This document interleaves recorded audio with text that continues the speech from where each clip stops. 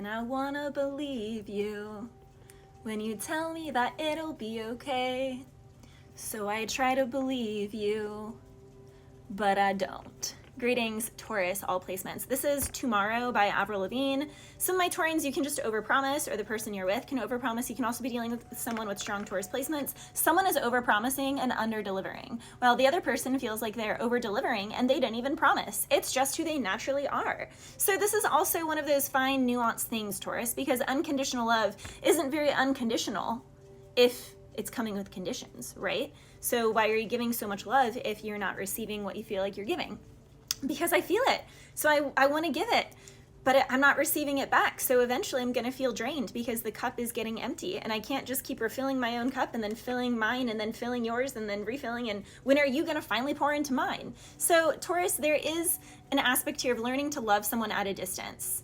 When you want to pour so much into them because you have so much love for someone, but you have to understand that you can pour the love that you have for someone else into something yourself, like a passion project. Make a song about them, make a dance for them, make a piece of art that is inspired by your love for them.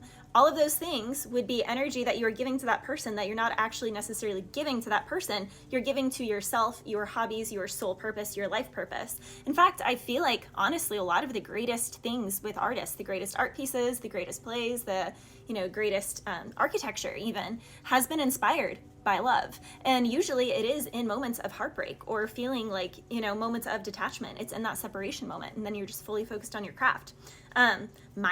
During mine. So some of my Taurians, there can definitely be something here about codependency, interdependency, needing time apart to grow. I guess I'll take time to grow. Someone needs time to grow. Something needs time to grow, Taurus. It's like someone is getting too impatient. Someone is saying that they're being patient, that they're waiting. And then it's like, time's up. I'm not patient anymore. Why? And then it's like, that's not enough time. It's like you plant the apple tree seed, and it's going to take a while for it to break ground. And then once it breaks ground, it's going to take way longer for it to build a trunk, for it to even bear fruit.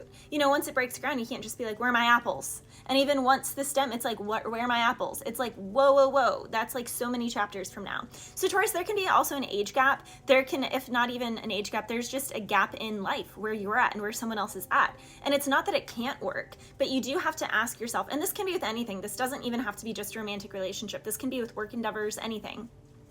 You have to ask yourself, Taurus and friends, can I look at this and zoom out and have full compassion for where they're at in life, understand that they're not where I'm at in life, and that life phases is not something that we will really be able to connect over. It might be actually a point of contention. However, we can share so many other experiences. We can share, a love of cuisine, a love of the similar music, a love of love if it is romantic. But, even for friends, it's like if you have same hobbies, I've taken writing lessons my whole life, and I just think of how many people, whenever I was younger, I was friends with that, were in their mid-30s or 40s when I was in my teens, and how many people now that I'm in my mid-30s that, I've been close with that are teens, who just ride horses too. It's like, so there's something here just about having an acknowledgement of differences and maturation and life phases and not holding that against someone, and also like tempering your expectations, because obviously we shouldn't have expectations, but at the same time we shouldn't just set ourselves up or other people up for failure, right? So it's like, if you know the depth of something to a certain degree, or you are like a realist, like if you do realism as an artist and someone else is very abstract, you can't expect the abstract person to just get realism like that if you're trying to like help each other and teach each other. And you making fun of their art not being realistic, or saying that doesn't look like so-and-so, that looks like this, is probably not going to be that encouraging for them on their process. At the same time, humor is important, but there's something of like finding the right balance of humor with compassion, just knowing that, I think of this with writing too. It's like a barrel racer and I do show jumping. It's like I would probably knock the barrels over, and they probably would get all the wrong distances and knock all the jumps down or have refusals, so it's like, but I'm really good with jumping, really good with distances, really good with that, and they're really good with the barrel race. So, there's something here like having a compassion for that. Now, someone can also just be flat out lying. She says, you tell me it's gonna be, and then it always turns out to be a different way. So I'm trying to believe you, but not today, not today. She's like, I don't even know what to say. Maybe tomorrow, tomorrow is a different day. So someone can be like, I don't like how you're talking to me today, you know, block on everything. No, let's not talk. Let's carry this over tomorrow or next week or next month. And this can be like a cycle. I was also hearing, don't kill my vibe. So someone can feel like someone is killing someone's vibe. Someone can feel like someone is draining them. I was also getting the song I Might Need Security by Chance the Rapper. Someone wants another chance. Someone just wants a chance. Someone also could be a rapper, just be in the entertainment industry. But in that song, he literally just starts out saying, F you, F you, F you, over and over, F you. So, you know, don't kill my vibe and F you. So people can really be like, sparring, going after it. You might be a fighter. Someone could actually be a fighter. She's a lover, not a fighter, but she'll fight for what she wants. I'm a lover, not a fighter, but I'll fight for what I want. Is that Russ? I think so.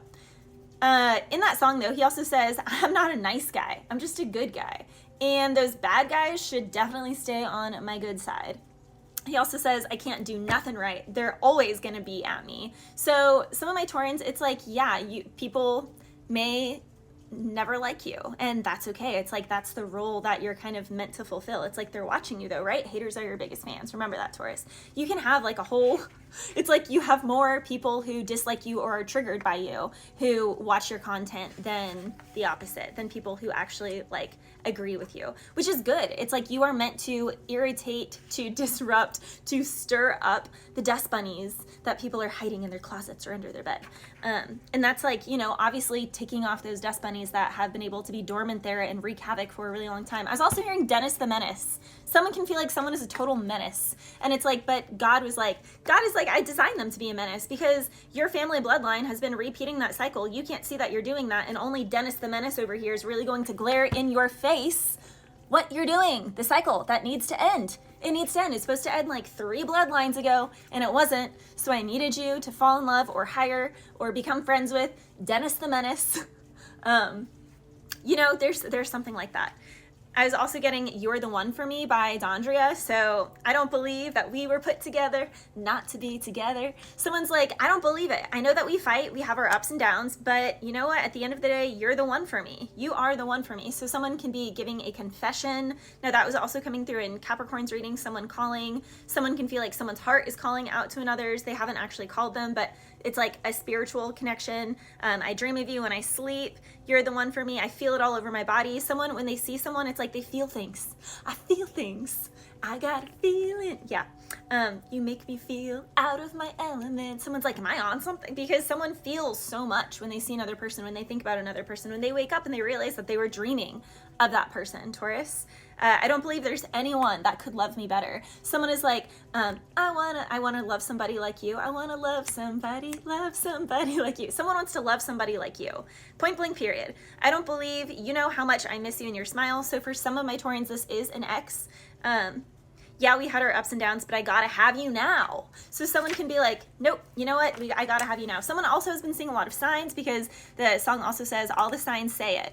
Ever since the day that we laid eyes on each other, babe. So I just know you're the one for me. So someone's like, you know, there's been all these synchronicities, all these things have happened in my life. Someone could have found a new place to live. Someone could have gotten a new job. Someone could have, like someone, immediate abundance, literally. Page of Cups with the Ace of Pentacles, the Tower card. It's like when someone laid eyes and just started having a crush. Page of Cups, just a curiosity, wanting to learn about a person. Tower with the Ace of Pentacles, blessings on blessings on blessings, because I look at my life and it's lessons on lessons on. So someone passed their lessons and God is like, I grant you this gift. God gave me you for the ups and downs.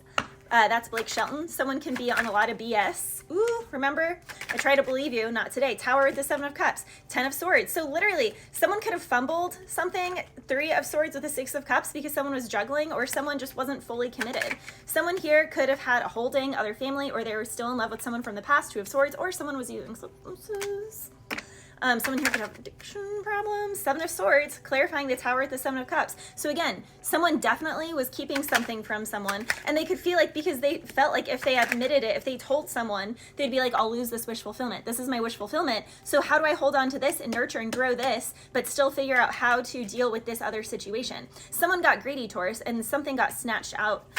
I mean, something got, oh yeah, Ace of Pentacles with the Emperor and the Fool. Someone wants a new beginning though, because someone is realizing that they are or someone is their divine masculine to another person. Someone's like, this is my soulmate connection and I want to make it right. Bless